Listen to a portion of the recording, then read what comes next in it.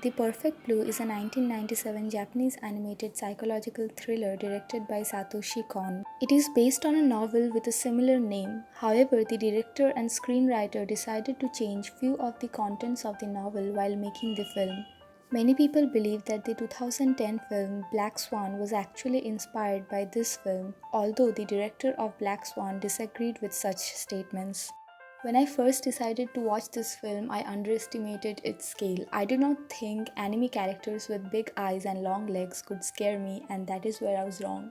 This film is dark and scary. It indeed leaves a mark once you finish it and makes you rethink about the entire segment. I won't dig deeper into the details of this film since I want to avoid spoiling anything, but this film actually covers a wide range of topics. It narrates the dark and terrifying side of the glamorous celebrity world. So, the story centers around a young woman called Mima who quits her job as a singer in a pop idol group to pursue her career as an actress. Although the plot sounds really simple in general, if we actually learn a little about how the Japanese idol industry works, it actually has a very strong significance. These idol groups carry an image assigned by their company, and this image generally forms the base of the kind of music they create.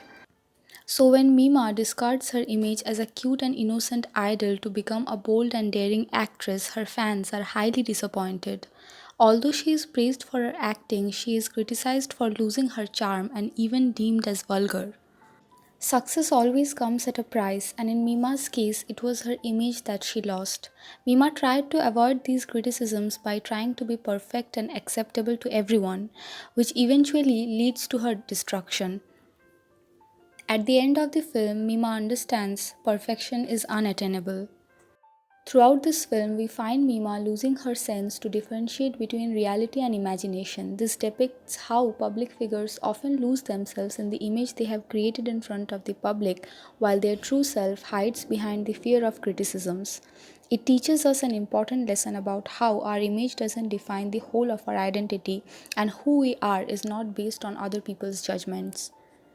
When Mima leaves to venture into acting, at the urge of the men who control her career, she undergoes horrid exploitation.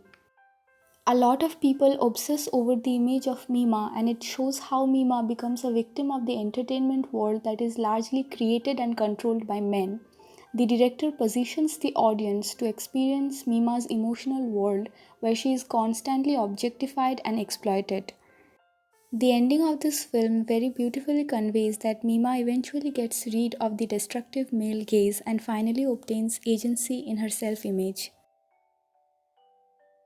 This film breaks into today's social media landscape where people constantly interact with their fictional personas.